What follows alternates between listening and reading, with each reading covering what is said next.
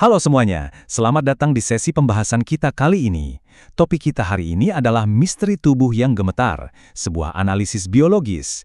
Ya, kita bahkan membongkar habis sebuah fenomena yang, jujur aja, sering banget bikin kita salah tingkah. Tapi tahukah kalian, ini tuh pengalaman biologis yang super aneh tapi dialami oleh semua manusia di bumi. Kita bakal menyelam lebih dalam, membedah misteri di balik tubuh kita sendiri, dan melihat langsung apa yang sebenarnya terjadi di balik layar anatomi kita. Oke, mari kita bahas ini. Coba deh kalian bayangkan, kalian lagi berdiri di belakang panggung. Jantung berdebar kencang karena nama kalian sebentar lagi bakal dipanggil buat presentasi di depan ratusan orang. Atau bayangkan skenario lain nih, kalian lagi santai naik motor, tiba-tiba ada mobil memotong jalan. Kalian ngerem mendadak dan berhasil menghindari kecelakaan fatal cuma dalam hitungan sentimeter. Apa yang terjadi setelahnya? Tangan kalian pasti bergetar hebat kan? Lutut rasanya lemas dan gemeteran. Atau bahkan sesederhana pas kita lagi duduk tegang nonton adegan puncak di film horor. Cuaca lagi panas, nggak kedinginan sama sekali, tapi entah kenapa tubuh kita bergetar di luar kendali. Kalau udah gitu kondisinya, kebanyakan dari kita pasti mikir, duh, kenapa sih badanku jadi begini? Malu-maluin banget kelihatan gugup. Tapi, nah ini dia, realitas mengejutkannya. Kalian tuh sama sekali nggak lagi kedinginan, dan tubuh kalian juga nggak sedang rusak fungsinya. Malahan, tanpa kita sadari, tubuh kita tuh baru aja mengaktifkan semacam mode super yang tersembunyi. Yap, mode rahasia ini memang dirancang khusus bukan buat bikin kita kelihatan cupu, tapi justru untuk melindungi dan menyelamatkan nyawa kita. Masuk ke bagian pertama, tombol darurat, fight or flight, atau langkah pertama otak. Nah, buat paham gimana mode super ini bekerja, kita harus jalan-jalan sebentar ke dalam pusat kendali utama kita, yaitu otak.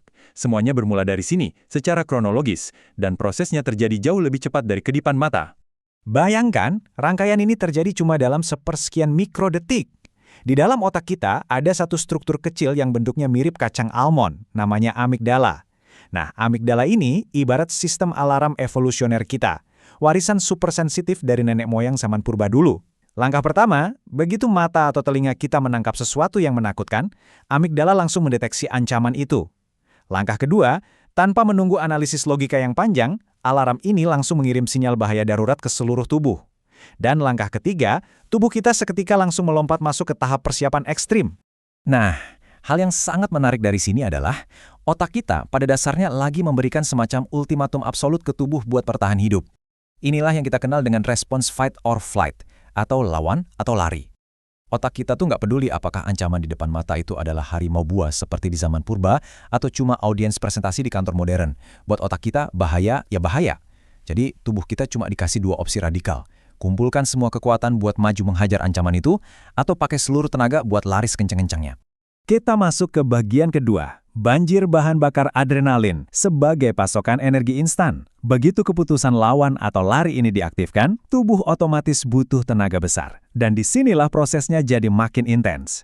Sinyal darurat dari otak tadi meluncur deras ke bawah menuju kelenjar adrenalin kita yang posisinya duduk manis tepat di atas ginjal. Dalam sekejap, kelenjar ini membuka katupnya lebar-lebar dan membanjiri aliran darah kita dengan hormon adrenalin.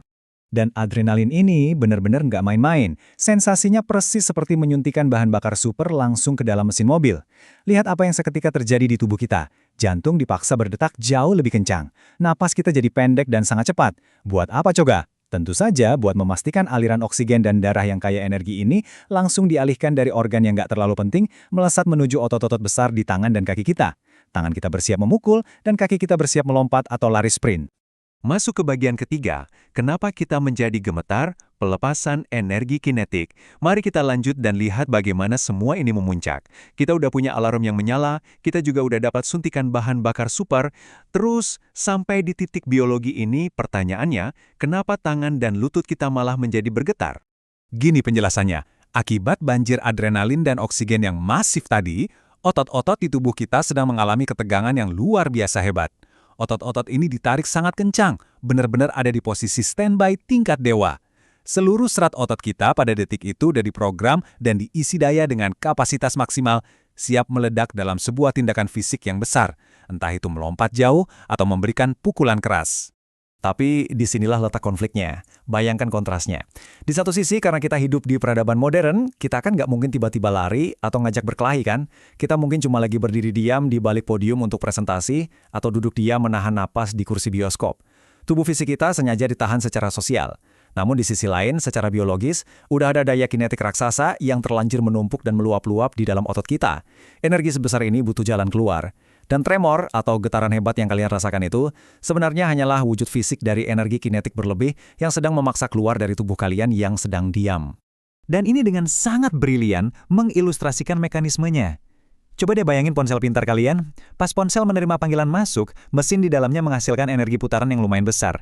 Tapi, karena ponsel tersebut memiliki casing kokoh yang menahan mesinnya supaya nggak terlempar kemana-mana, energi putaran tadi akhirnya diubah menjadi mode getar.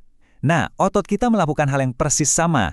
Karena kita menahan tubuh kita supaya nggak lari tunggang langgang, tenaga super besar dari adrenalin tadi bergetar hebat di bawah kulit kita. Bagian keempat, bukan tanda sebuah kelemahan melainkan kesimpulan evolusi. Menyadari hal ini rasanya benar-benar membuka mata kita tentang cara kita memandang diri sendiri ya. Mari kita ambil napas sejenak, turunkan tensinya sedikit, dan mari kita luruskan sebuah kesalahpahaman besar yang sering banget kita yakini.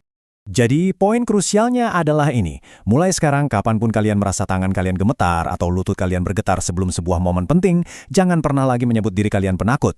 Gemetar saat takut atau tegang itu sama sekali bukan tanda kelemahan. Sebaliknya, itu adalah sebuah mahakarya evolusi. Itu adalah bukti nyata, bukti fisik, bahwa sistem pertahanan tubuh kalian sedang bekerja dengan sangat sempurna. Tubuh kalian sangat menyayangi kalian, sampai-sampai ia menyiapkan pasokan energi tak terbatas demi memastikan kalian selamat dari bahaya.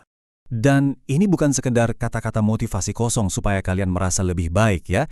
Ini adalah sains yang solid, didukung oleh penelitian mendalam selama puluhan tahun. Konsep ini pertama kali diuraikan oleh Walter Cannon di tahun 1915 saat mempelajari perubahan tubuh ketika takut. Kemudian dipertegas oleh ahli biologi dari Stanford, Robert Sapolsky dalam karyanya yang terkenal. Dan terus divalidasi hingga hari ini oleh institusi medis kelas dunia seperti Harvard Health. Ilmu pengetahuan sudah sepakat, getaran di tubuh kita adalah respons stres yang dirancang khusus untuk melindungi, bukan melemahkan. Luar biasa banget kan? Sesuatu yang selama ini selalu kita anggap sebagai gangguan yang memalukan, ternyata adalah mesin tempur canggih yang diwariskan oleh evolusi di dalam diri kita.